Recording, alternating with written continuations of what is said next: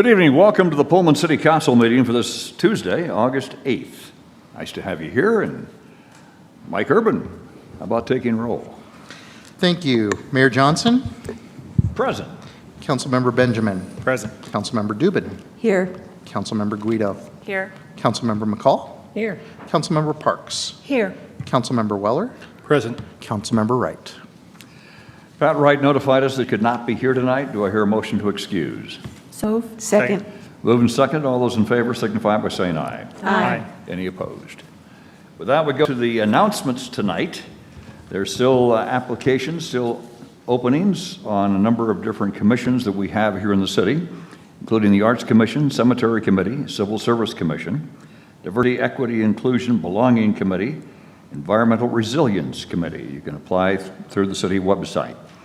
Outdoor irrigation guidelines do remain in place to the end of September. You can visit pullmanconserves.com for more information. Replacement of the broken water line near Kamiakin continues through mid-August, causing the closure of part of Olson Street. They are making some significant progress, we got to say that. Arterial Street resurfacing project continues on Merman Drive. They're making good progress there. They'll shift work to Westwood Drive in mid-August, and Olson Street will be open prior to Lentil Fest. We have that promise. Lentil Festival coming up on Saturday, August 19th. You can join Pullman Parks and Recreation for the 5K Fun Run, 3-on-3 basketball, softball tournament, free swim day at Rainey Park. There's all kinds of activities. And the downtown is getting ready Friday night. If you want to come in there for some different activities, you can do that as well. There are only 2 concerts left. Concerts in the park summer, Wednesday the 6 p.m. That's tomorrow. And that's on August 9th. And also August 16th. And don't forget your blankets and chairs. And here's one for you. You can bring your pups to the pool for a special dog swimming event on Sunday, August 20th, the last day of the Rainey Park pool, which I think is great timing. It's the last day, and they can clean it up afterwards, I guess, with your pup pool. And then WSU fall semester begins soon. Pullman Transit returns to full service on Sunday, August 20th. Those are the announcements tonight. Item number C on our agenda tonight is the motion to confirm the appointment of Tony Poston to the Lodging Tax Advisory Commission with the term expiring December 31st, 2026. You have all his material that was sent to you ahead of time. Do I hear a motion on this? Motion to approve. Second. Moving second. All those in favor signify by saying aye. Aye. Any opposed? That we now have a presentation tonight from Annie Pillars. Annie is our Whitman County Coroner. I have a privilege of serving with her on the Community Action Center Board, and she has done a lot in this county, and one of her passions has been suicide prevention. And she unfortunately has to see that firsthand. So Annie, it's great to have you here. Thank you so much for being here. Absolutely. Can you hear me okay? Yes. That's great. Yeah, thank you for letting me be here tonight. We started the Whitman County Suicide Prevention Task Force about 4 years ago because, as we have seen the wake of sorrow after there has been a death from suicide. And someone one time said to me, well, the wake of sorrow starts before there's been a suicide, and that is true as well. Nathan is part of our task force, and I want to thank him. He was helpful in getting us here tonight. We have recently changed our name only because there's too many words for Whitman County Suicide Prevention and Resiliency Task Force, and someone was right about that. So we're now just simply called Resilient, a Whitman County Task Force. We are comprised of people from all across the county and from all across the choices of what they do in their life. We have police officers, we have social workers, we have school bus drivers, we have chiefs of police, we've got the chief of the Pullman Fire Department, we have Bob Maxwell, we have school counselors, we have people that run small businesses in our communities. We only meet when we need to, so people stay involved, which is, I think, really important. But I want to talk about 3 things to you. One of the things that there's no shame. If you are in a drug crisis, we can save you. And it happens all the time here in Pullman and all throughout our county, whether it's at WSU campus or downtown. We actually have the same opportunity when it comes to recognizing a person in a suicidal crisis, but we're not as familiar with it. And it's called QPR. It's called Question, Persuade, and Refer. It's about an hour to an hour and a half long, so it's not a long, involved thing. And what it's really about is awakening what we already know. We sit with a friend that's in trouble. We listen to them.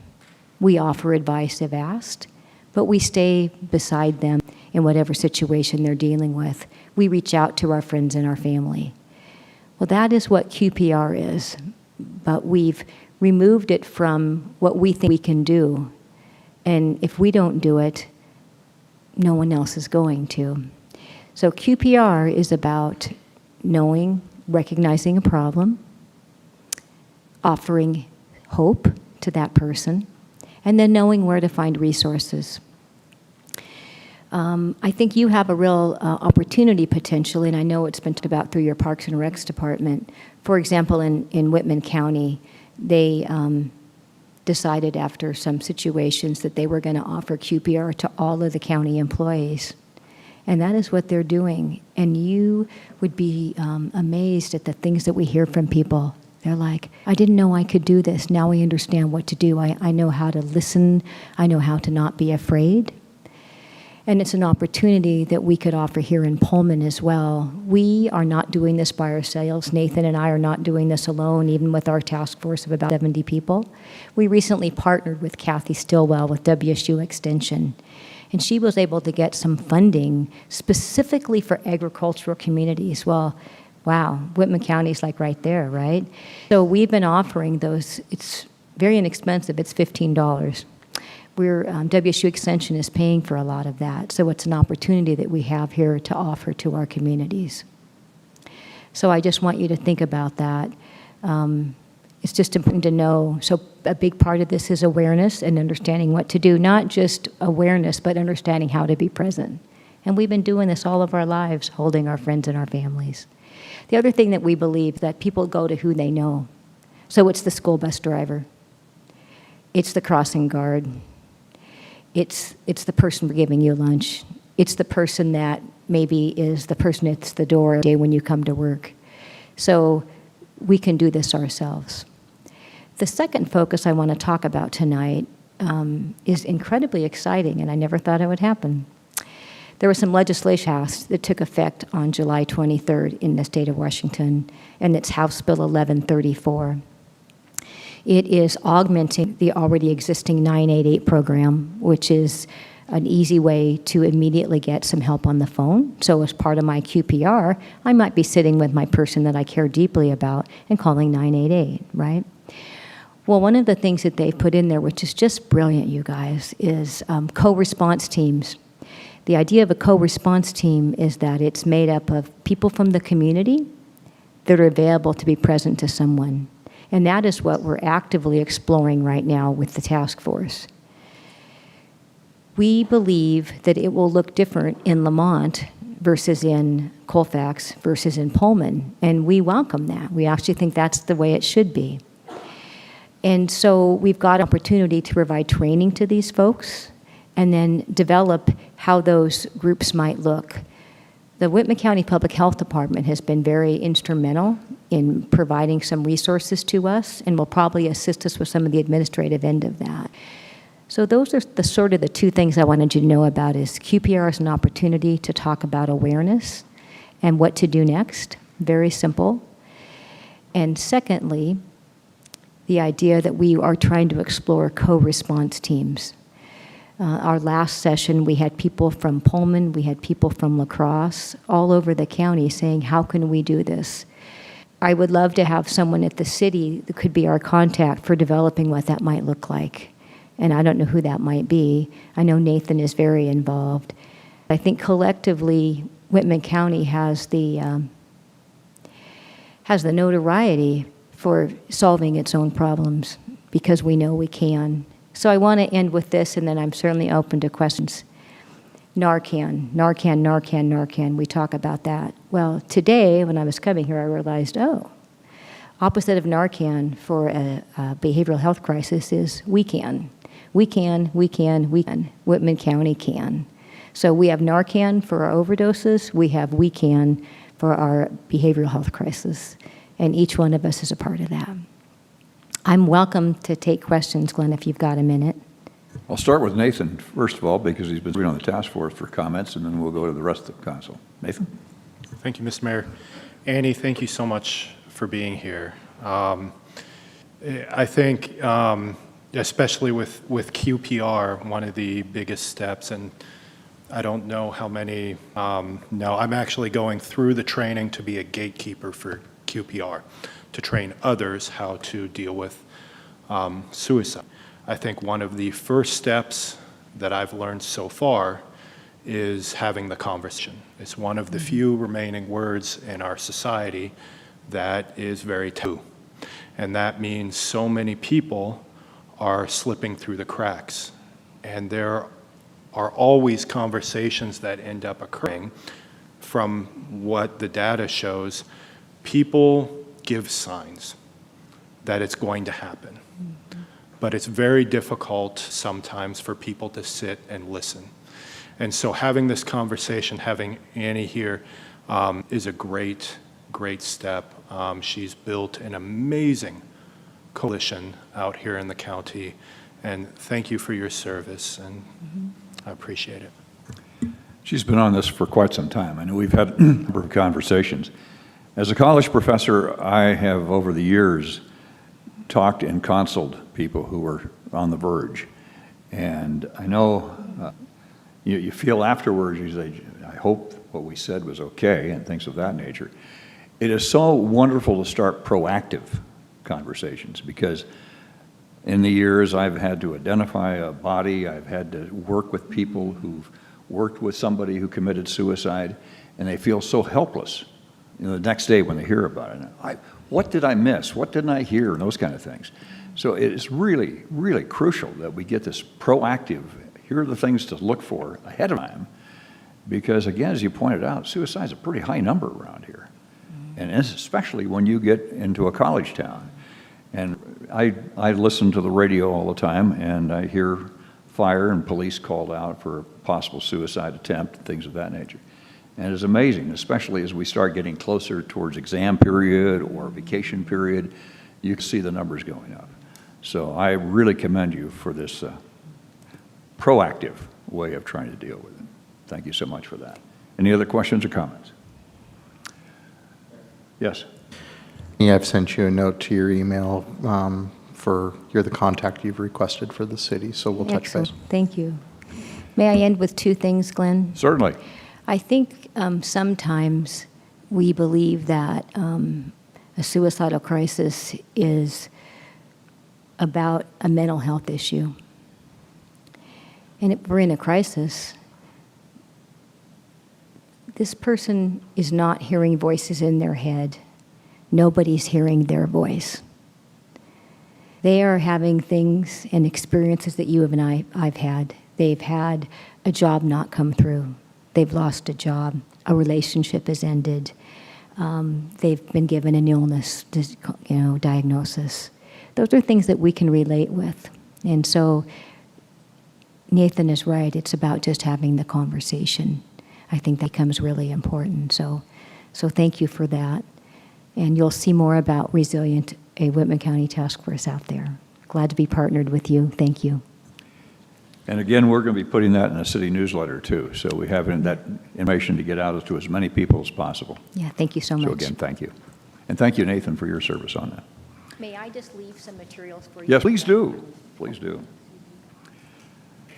Our next presentation this evening is from the Whitman County Associate Development Organization.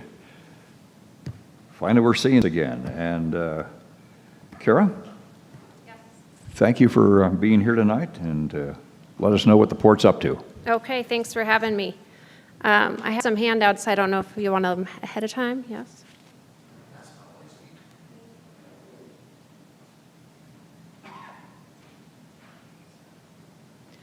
So I'm Kara Rebold with the Port of Whitman County, and the port has recently been named the ADO for Whitman County. The council might be familiar with this, but for others in the audience, the ADO is the Associate Development Organization. Every county has one. It's delegated by the county commissioners, and they're 2-year delegations, so the port will serve from July 1st, 2023 to June 30th, 2025.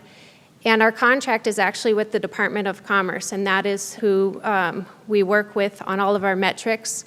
The Department of Commerce sets those with each ADO and then measures achievement of those. You have to meet all of them. We have set those metrics with the Department of Commerce, but in addition to that, we've set goals that are going to kind of help us meet them along the way. So our staff has worked with our commissioners and the county commissioners, and we see the ADO role as really one of collaboration and communication, and then putting all of that towards action. We want to advance the overall economic vitality of the entire county, and the talents and strengths of the port's entire team leveraged to do this along with our existing relationships. So in the past, it's maybe been one person who served as the ADO. In this case, we have a staff of 8, and that whole team is working on this effort and these goals that you see before you.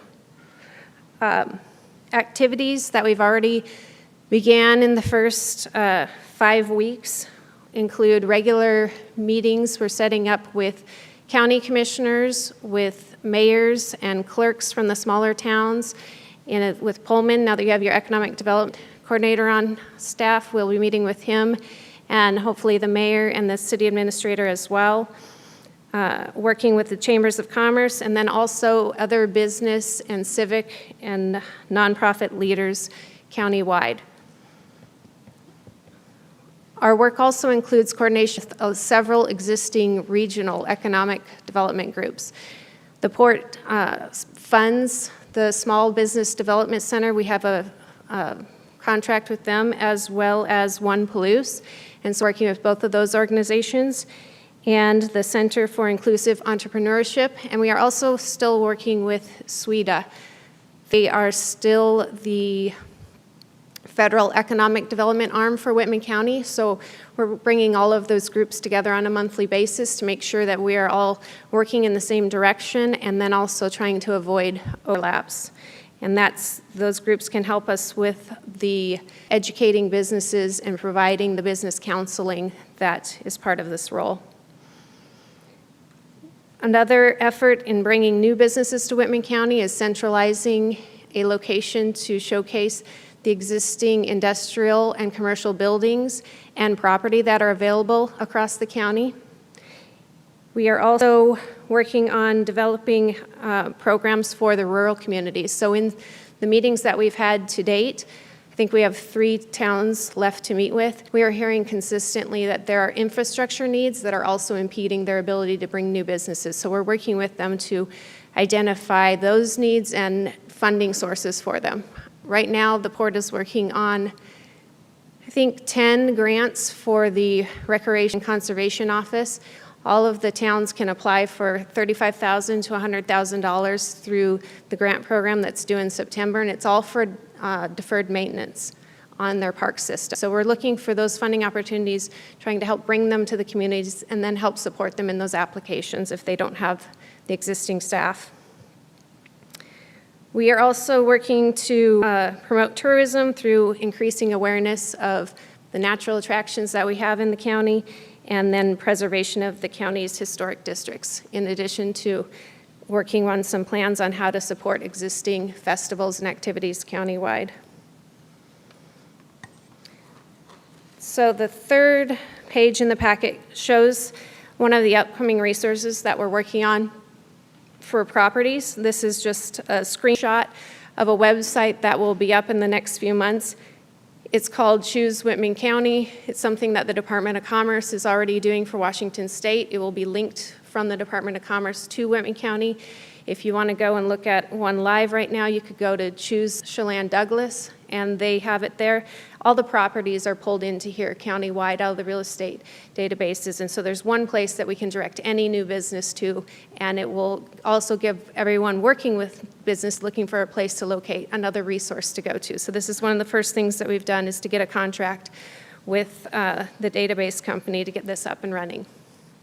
And the second thing that we've done, commissioners approve a contract at the meeting last week to do a trends website. And so Walla Walla, the Port of Walla Walla, has one existing that you could look at. We want to, back to the idea of communicate, collaborate, and then take action, we want to make sure we're measuring that action. We want to know the impact of what we're doing countywide, and this Trends website will be a way to do that, and it will also be a resource for all of those entities applying for grants. We have the next page in your packet kind of shows an example of the information we'll be able to pull regularly. So we can pull labor force data as well as employment growth. We can be looking at which of our industrial sectors are growing, commercial sectors, where have we seen numbers fall off, and then we can have discussions of why. Is it a need for workers? How can we help that? Is it a need for more business locations? The next one, also, third one, gives an example of employment and total wages. So just data-driven reports that we can use to really discuss what each of the communities need and what the county needs. And then the last page is another sample report. We will be reporting out and sharing with the economic development partners and your staff which businesses are approaching us. What are we hearing? What's the recruitment tool and where we're at in those phases? I can tell you in the last 5 weeks, I've had 4 or 5 businesses contact me. Most all of them are looking around Pullman. One really a relocation, one an expansion, another one that doesn't have a home yet in the state and looking for distribution. There's a lot of activity out there. And so we're excited to start this new role and to really build the partnerships that's going to take to be successful, to find homes in Whitman County for all of these businesses and to help them grow and expand and thrive here. Thank you. I'll take any questions. Questions? First of all, Megan. Thanks, Kara, for that report. I think this is a great designation, and you guys are positioned to help out with your staff and have the resources. Just suggestion and a group to meet with is our Downtown Pullman Association with the new executive director just being appointed. And I appreciate hearing that. That was going to be my question. How many calls do you get of interest by businesses who are looking to locate, and what type? So you gave us kind of a picture of that, and that's encouraging to hear. What I like about this is that hopefully you guys are going to be in a proactive role versus just responding, assuming that people are going to be able to find you and have the wherewithal to call, et cetera, I don't think is always the best approach. So the fact that you are going to be a link on the Department of Commerce and hopefully be putting that out to more people as a source, it's just going to be so critical that we partner with you, the port, and to find that economic vitality. ADO. Pullman definitely is the economic driver for Whitman County. And I know you're located in Colfax. What type of presence do you expect to have in Pullman? Because I'm hoping that you're going to have a consistent presence here in Pullman. I think that we will. I've had a nice meeting yesterday. Was it yesterday with Mike and with Sean, or Monday, yeah. And we're trying to do that more regularly. We've had meetings with WSU, and I think you'll see us more often. We have people on staff that are assigned to each of the towns. You guys got me, so you should see me or someone on the staff at chamber meetings and different events in Pullman. We are trying to work towards that, and part of having the larger staff allows us to do that. It won't, with it not being just one person trying to go to every chamber, town council meeting, I think you will see more of the port staff. And we actually have 2 staff members that live in Pullman, so they're right here all the time. I have a meeting with you on Wednesday. I know that next week. So. Yes, thank you. And thank you again for doing this.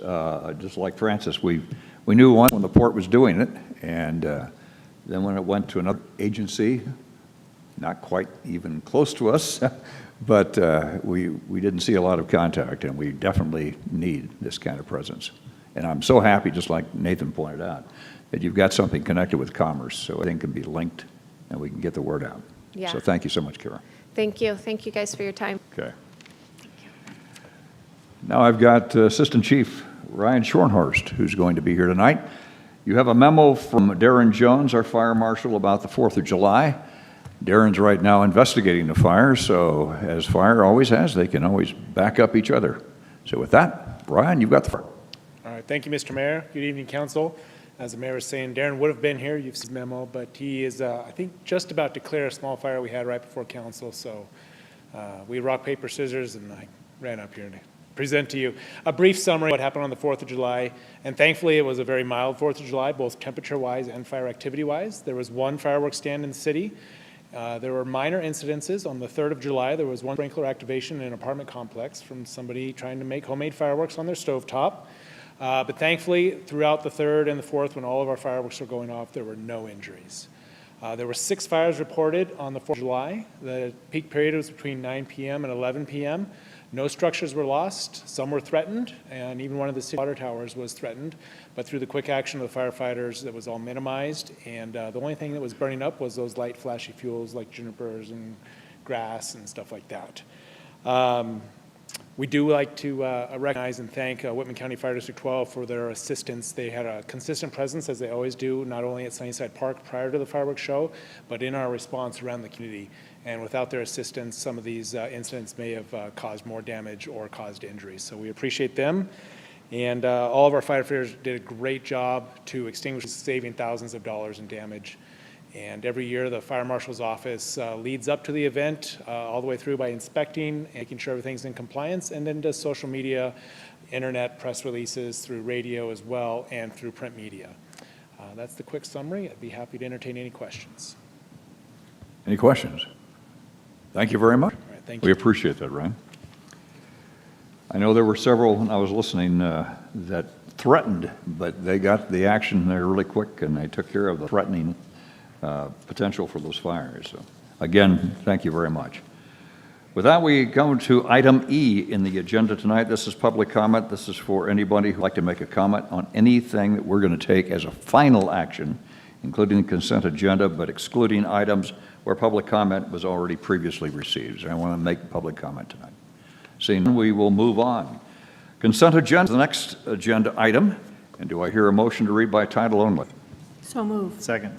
Moved and seconded. All those in favor signify by saying aye. Aye. Any opposed? And with that, Thad O'Sullivan, City Attorney. Thank you, Mr. Mayor. First item is a motion to dispense with the reading of the July 11, 2023 meeting minutes and approve them as submitted. Item 2, a motion to ratify change order number 1 to the City of Pullman WWTP WAS Thickening Improvements Project Contract. Item 3, a motion to authorize, a lodging tax grant to promote Pullman LLC for an amount up to $3,000 for the First Friday Art events. Item 4, a motion to approve WSU 2023 football agreement for Fire Department EMS services. Item 5, a motion to approve disbursements for accounts payable checks numbered 110936 through 110954, electronic transfers 117, 118, 1023, and 1029 through 1034, payroll direct deposits numbered 86354 through 86688, totaling $1,454,545.01. Item 6, a motion to approve disbursements for accounts payable checks numbered 110955 through 111068, totaling $1,127,362.33. Item 7, a motion to approve disbursements for utility billing refund checks numbered 111069 through 111070, totaling $171.45. 8, a motion to approve disbursements for accounts payable checks numbered 111071 through 111179, totaling $1,386,741.08. Item 9, a motion to approve disbursements for accounts payable checks numbered 111180 through 111190, electronic transfers 1191 120 and 1036 through 1040. Payroll direct deposits numbered 86689 through 87033, totaling $1,217,070.85. Item 10, a motion to approve disbursements for accounts payable checks numbered 111191 through 111226, totaling $98,109.84. Item 11, a motion to approve disbursements for accounts payable checks numbered 111227 through 111236, totaling $5,659,485.27. Item 12, resolution number R-36-23, a resolution authorizing the mayor and the finance director to execute a project prospectus and local agency agreement for the Airport Road Multimodal and Regional Access Improvements Project.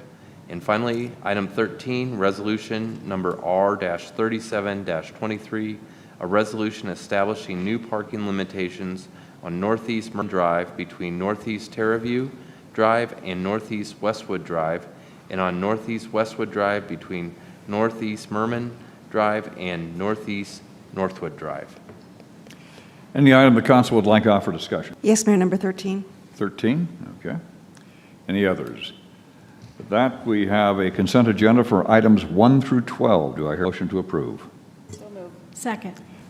Moved and seconded. All those in favor signify by saying aye. Aye. Any opposed? Becky, item number 13. I just would like to reiterate my objections stated at the April 25th council meeting, primarily about the fact that we haven't talked to students about taking away the on-street parking, and we have heard from at least one developer who was opposed to it. So just those same objections, again, that we should be talking to the students before we pass this resolution.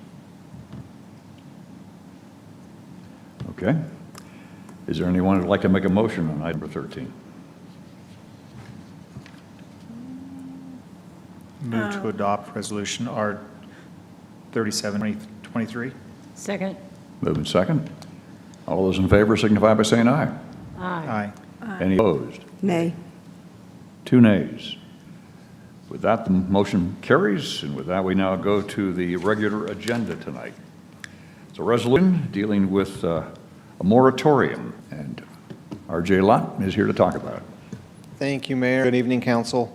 At the July 11th, 2023 council meeting, staff provided a presentation on electric scooters and bicycles. At the end of that presentation, the City Council gave staff a direction, which is where we land us here this evening.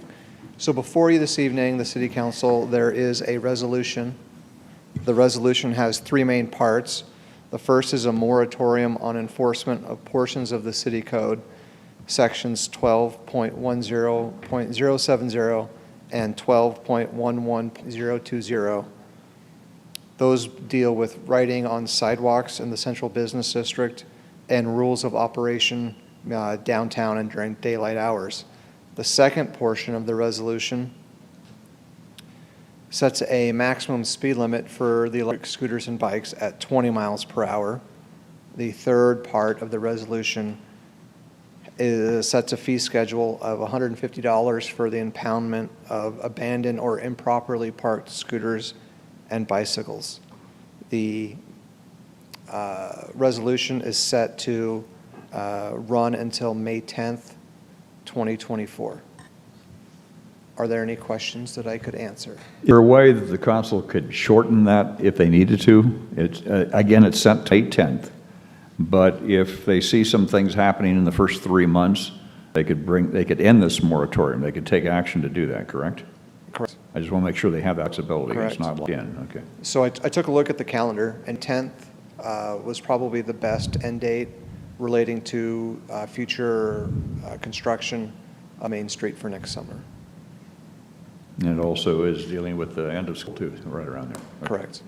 Nathan? Thank you, Mr. Mayor. I just want to reiterate something that I mentioned last time, was that I really feel that we need to have public comment. I understand or the public to be able to talk to us, because this is an issue. We've had other relaxations on codes that, for instance, when we had ATVs start to help us with snow removal, there's public comment on that. We usually, in my experience, from the years that I've been on, take public comment before we make such a drastic change. I understand, from what I understand, it's about the students being able to move more readily about town, which I understand. However, as very few of us that I know of ride scooters, we are relying on information that we are getting from ride supporters, and although I greatly respect Mr. Boyan and WSU, people who are in contracts with RIDE, and it's fairly flat beside one hill. I took a ride on a scooter today because I wanted to make sure that I came here with information and experience. It kept going pretty quick, and it says right on the scooter, do not ride on the sidewalk, right on there. In addition, I've had 2 people come to me since our last meeting explaining that you must require helmets. They've had one, it was a cousin who was hit while riding in the street, caused permanent brain injury in Spokane. The other had a daughter that was riding and fell and was immediately taken to the hospital with brain injury. The possibility of TBI, traumatic brain injury, is extremely high.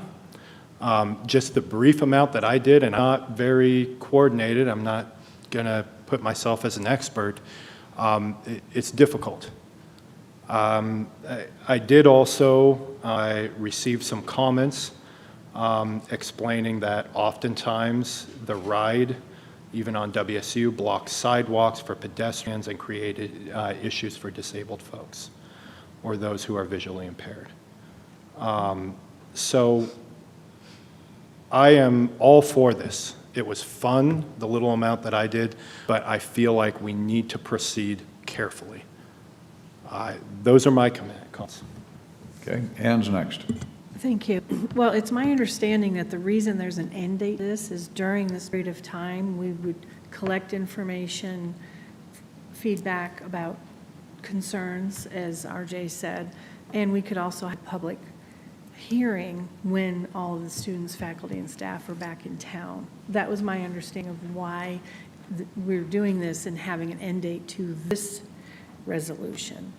And as Mayor just asked, if there is a grave concern that comes up or something we feel like we need to address, we do have the opportunity to do that. So I'm just clarifying how I understand this as far as it being a period of time. Megan. That was my understanding as well. I'm opposed to getting public comment. I think we should, because this is an important step. My questions go more specifically to the 20 miles per hour.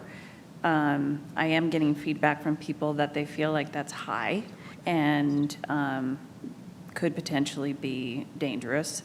As Councilmember Weller said, that you get going pretty fast, and if you're not adept at using these things, that could not be good. That does take some coordination. So I have concerns about the 20 miles per hour. I know that most bike trails are like 15 at maximum. And if we're going to do downtown, I would suggest even lower. So I guess my question goes to, do we have the ability to, is it 20 miles per hour across the board, or can we customize that to some extent? Yeah, it can absolutely be customized. The 20 miles an hour as suggested would be citywide. Okay. If the council desires to have a lower speed limit within the downtown core, that can certainly be adjusted accordingly. Okay. Becky is next. Francis? Eileen? RJ, can you how did we get to the 20 miles an hour? I was just curious because we talked about Spokane, which was like 12 and then 15, and how did we get to 20? Is that just like a maximum, or? Yes, so that was the maximum that I found in my research with other cities. So that was my starting point in this resolution. Got it, thank you. And if I could also add that the requirements of helmets and reflectors still exist, and it's not a reduction of those requirements with this resolution. Exactly. And the other question I had was the $150. Is that, are we just kind of guessing what that will cost the city, or guesstimating? I don't mean but can you talk about how you came up with that number? Yeah, so that number is a rough estimate of the time that it would take staff to retrieve the item, catalog, and so on. So that's where that number came from, a rough estimate of what that would take. Thank you. And then I just wanted to say that in terms of having the public hearing, I think if we were doing this permanently, I would agree with that. But it's not that we're making a decision without any data. We do, in fact, have quite a bit of data. We're hearing from WSU that these micromobility devices are left right where they can't come any further. And we're hearing from downtown businesses that they want more bus service bringing students down, and this could be a way of reaching that need. And we hear from it's like a movement across the country. Like so many other communities are doing that. And of course, our trusted partners at WSU, who we can also learn from. So we do have that data, and I think doing this on a temporary basis and having a public hearing afterwards is probably the wisest move. Thanks, RJ. Francis? Thank you. And relate the public hearing, I would want to have it happen in the fall. I think it'd be nice for us to have like an October, November public hearing. If just so that we can get that initial data in case we need to change. My question had to do with on the fine piece in the agenda packet. It talks about improperly parked or abandoned, but in the resolution it's and. So rather than in the resolution, it is improperly parked and abandoned. So that if I get just a reading, I know we talked beforehand, but then I saw the or pop up again. So if you can just clarification, is it needs to be abandoned and improperly parked, or if it's just improperly parked, is that something where someone could then be levied a fine against? I would suggest using the word or, so it's not both abandoned and improperly parked. And I'd be concerned about that, because if someone is stopping to, so how do you define improperly parked?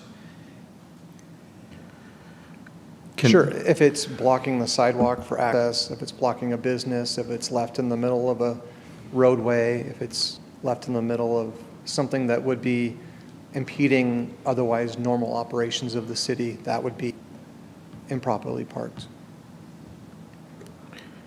Can I add to that too?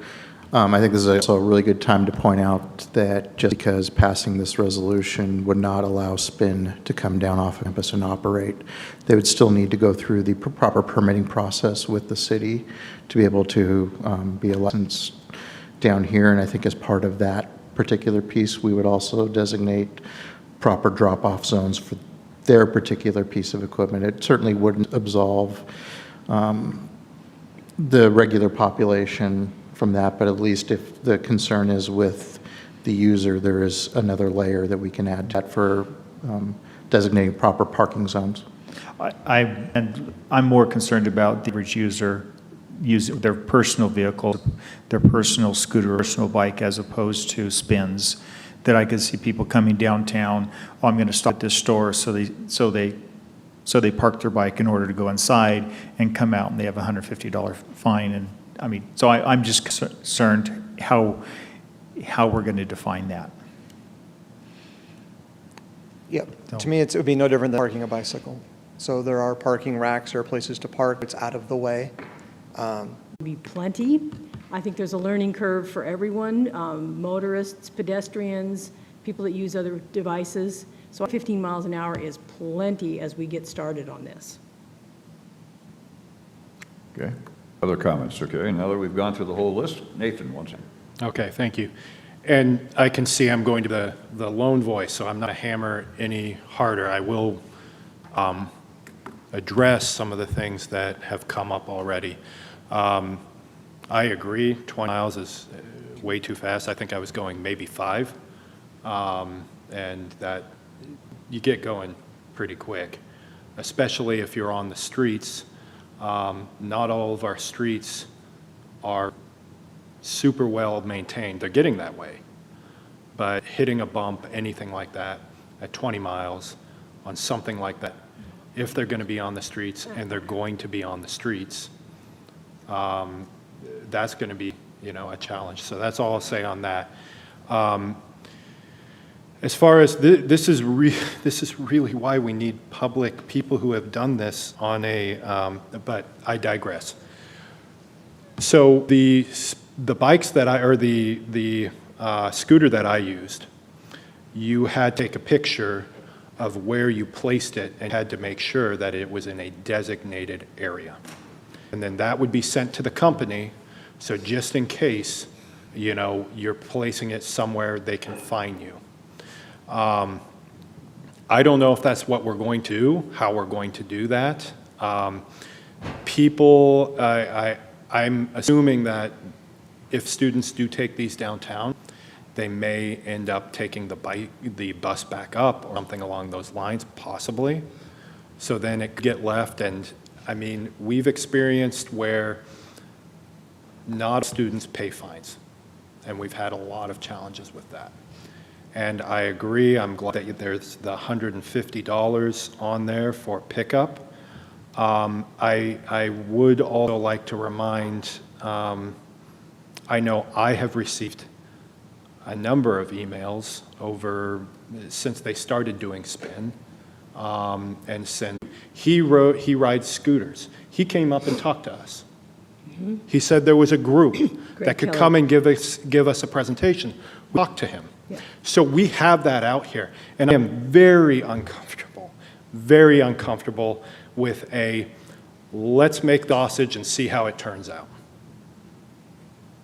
It doesn't fit right with anything that we've done with dealing with ordinances previously, especially when none of us have that experience. That's all I'll say. We did hear also from the group up there that if they do not leave a scooter at the right place, the bill continues to run. We heard that from a presentation we also heard. So with that, you've heard some comments, some pretty uniform comments that we'd like to have the speed limit no higher than 15. Do I hear a motion on this resolution and with that kind of a adjustment? If so, I'm entertaining now. Yeah, do you want to go ahead, Nate? Yeah, motion to adopt R36-23 with the amended number of the speed limit from 20 to 15. Okay. Do I hear a second? Second. Okay. Thad, do you want to read that or me to? You have it ready to go? Oh, sorry. I'll have it here. I have the resolution R38. Mayor, Yep. if you, just a moment, please. Okay.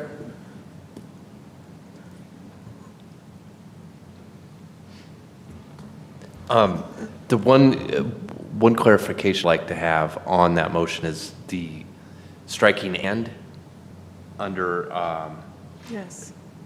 under the third whereas, and be it further resolved that abandoned and improperly parked, if we could get both those adjusted from "and" to "or." To or, okay. That's okay with both of you, the motion and the seconder? That's fine. Thank you. Okay. Can I ask Tom a question quick? Are helmets required? Yeah, they're already required. Yep, they're already in the code. Thank you. Yep. Okay, I'm ready. Okay.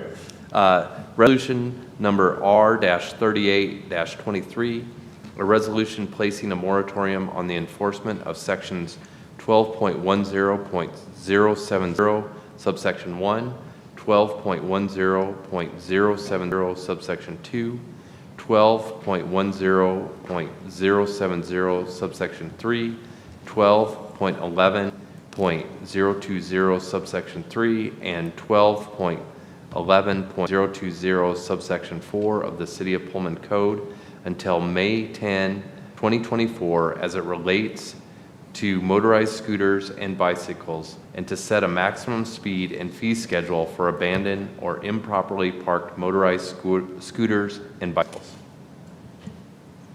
All those in favor signify by saying aye. Aye. Any opposed? Nay. One nay. 5-4.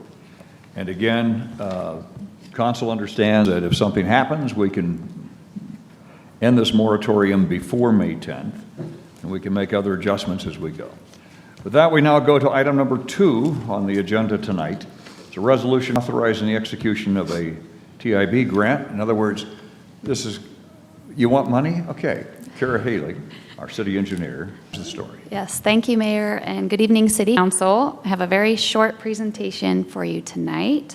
The Washington State Transportation Improvement Board, known as TIB, has an annual funding program called the Arterial Preservation Program.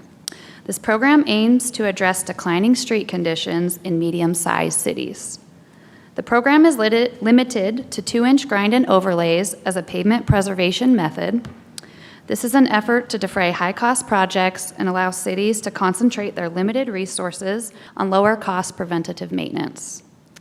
This falls in line with our pavement management system, which focuses on the right treatment at the right time philosophy to extend pavement life. This year's call for projects opened on May 22nd, with applications due August 11th.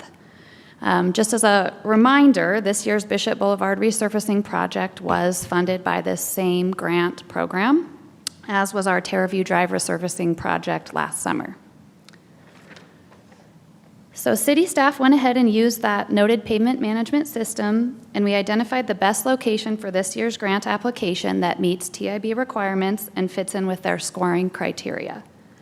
That location is on Military Hill and includes Hall Drive from Orion Drive southeast to Stadium Way, and then Stadium Way from Nye Street east to Grand Avenue. The approximate resurfacing limits are shown in green on the figure on this slide.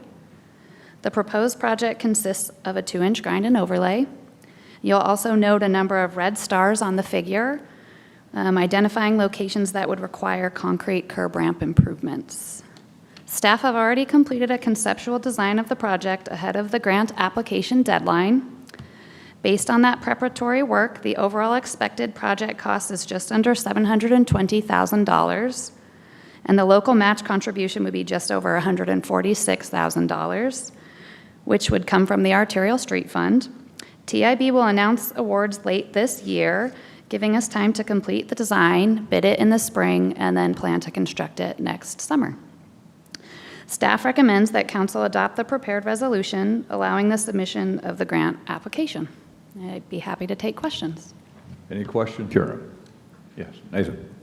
Just a comment. I know many people who are going to be very, very happy with this, so, and many teens who will, miss all the bumps. So, yeah. Thank you. Then with that, do I hear a motion on this resolution? Move to adopt resolution number R-39-23. Second. With that, would you read the resolution, please? Yes. Resolution number R-39-23, a resolution authorizing the execution of a Washington State Transportation Improvement Board grant application for the Military Hill resurfacing project, authorizing the acceptance and execution of the grant agreement if awarded, and other matters related thereto. All those in favor signify by saying aye. Aye. Any opposed? That is one organization it's been a pleasure to be of service on that one. It's my second term on EIB, and I'm chair this year, and to see the money awarded. Even the Terraview project, we've actually doing an experiment with WSU engineers where we're using some recycled plastic in that to see how that's going to work. We've had a chance to do other experiments along, and especially when you're there, you're saying, okay, fine, you're doing the experiment on the west side. We want east side. I want to hear what they do with snow and ice and things of that nature. So we've had a chance to do a number of projects like that. The TIB has been just a fantastic partner, and we've had a number of projects on it. So with that, item number 3 is a motion to authorize the city administrator to proceed with adding the position of grants and special projects manager as requested. Mike Urban. Thank you, Mayor, and good evening again, Council. During our discussion at the June 6th, 2023 meeting, City Council asked me to return with job description and some costing for considering adding the position of a grant writer. So I worked with the HR staff and we examined several different job descriptions around the state and across state lines to look for different things that would really work on our anticipated needs. And after some additional reviews from members of the executive management team, this job description that you see as part of your packet was sent to our third-party administrator for final review and analysis for funding at what level and stage. And you will find the Ameriben report, that third party, attached as well. So as part of this agenda item, I'll also included information about funding the position as well as the expected expenses of hiring what has come to be called the Grant and Special Projects Manager through the rest of this biennial budget that's already been approved, and that's assuming a September 1st hire, which we know is an awfully ambitious lift, but we would certainly want to start at one point. So if City Council approves having staff proceed with the hiring process for this position, staff would like to return with a budget amendment on the consent agenda at our next meeting. And I'd be happy to answer any questions that you have as part of your consideration. Okay, Megan. Just a comment, and I thank you for the research and making this happen. I am in favor of this and excited by the hire. I just want to set the expectation, though. I know that there's lots of folks in the community who are excited about this, particularly downtown business owners as it relates to the downtown, Project Downtown Pullman, that it will take a while to hire someone who is good and who is familiar with working for a city and looking for grants, and just be patient. That person needs to get up to speed to some extent and do a certain amount of searching and then writing them and research. So just want to set the expectation. Thank you. And not just looking for grants, but giving a good demonstration, been successful at acquiring grants, how they put it all together. So, other questions or comments? Okay. With that, do I hear a motion on this? Move to approve. Second. It's a motion to authorize the city administrator to proceed with adding the position of grants and special projects manager as requested. All those in favor signify by saying aye. Aye. Any opposed? Thank you, Council. Thank you. With that, we come to any new business to come before the city council tonight. You have some new business? Okay, we'll need to have you state your name, and we have a limitation of 3 minutes. Certainly. My name is Jane Stavish, and I live on Wally Drive in Pullman. Okay. I'm here tonight to express my concerns about safety in this city. Okay. I moved here about a year ago, and in that short period of time, I've become quite alarmed. This city has an off-leash dog problem. My dog, I have a little 23-pound dog that was mauled by a pit bull the day before Thanksgiving. Fortunately, WSU kept her alive. She spent 11 days in ICU. I probably spent $30,000 saving her life. I've gotten no money from the dog owner, although I know who the dog owner is. In that amount of time, I have become more and more alarmed at the off-leash dogs. Sunnyside Hill, in fact, the newspaper had in June 2023, the Pullman Daily News had a nice picture of dogs running off-leash at Sunnyside Hill. Advertising, okay? The Lincoln Middle School, I guess it's called, there's a track there. I have friends that have been nearly mauled by off-leash dogs there. The play field, the baseball, I don't know all the names since I'm so new here, but the play field with the track around it that's marked where you see older people with limited mobility trying to walk around there. That is a great place for people to let off-leash big dogs, commonly pit bulls. In fact, on Sunday, my husband, who saved my dog's life from this other pit bull attack, called me in a panic. There was 2 off-leash pit bulls trying to get him. So I had to call 911 for him and report. And the only thing that saved his life on Sunday was the dog was too stupid to figure out. All it had to do was go a little bit further and it could get around that chain link fence that's partially around that area. I see dogs off leash all the time in this town, and I don't understand it. I've lived all over the West Coast. Pullman's got a whole lot of big, dangerous dogs off leash here. I met last week with the Whitman County Parks and Recs Department. They were very nice to have me come and talk to them. Kamiak Butte has a tremendous off-leash dog problem. Same thing, people, and they'll tell you, I talked to the head of Parks and Recs there, they said the people from the city of Pullman drive to Kamiak Butte, we watch them get out of their car, as soon as they get on the trail, they unleash their dogs. Same thing, off-leash dogs where you're having to dive into the bush to protect yourself, pepper spray, knives, sticks, whatever. But this problem is getting out of control. On Sunday, there were 5 calls to your 911 to report aggressive off-leash dogs. 1 year ago, if you go back and look, one phone call. So this problem is accelerating. I've talked to your police department, and there needs to be a concerted effort with the Parks and Recs department here, the maintenance staff. They must see these dogs are off leash before a little kid gets mauled. Yeah. Thank you, because those your 3 minutes were up. And we do have a dog park in here where they're supposed to take their dogs off leash and be members, but I understand there's also issues. Nathan, you want to make a comment? Thank you, Mr. Mayor. Your name again? Jane Stash. Jane, you know, I'm really, really glad you brought this up. I had one of those calls on Sunday, and my dog, my older dog who died, he was attacked at McGee Park, and the student never paid. Right. And I completely agree. This is something that, and as students come in, it's also something that they often feel, my dog's fine, it's no problem. You hear that all the time, oh, they're friendly. Right. And I've actually started bringing pepper spray with me on my walks because I don't know, and you can only call the police afterwards. So I just wanted to say, Jane, thank you for bringing it up. Yeah. Okay. Eileen? Just sort of ancillary to that, I've been contacted by a resident about dog waste. And I've talked to Officer Liz, and she's focusing on that. But dog waste in the parks is a problem also, and at the ball fields. Former council member Chapman has talked to me about this. Right. And it's an ongoing thing.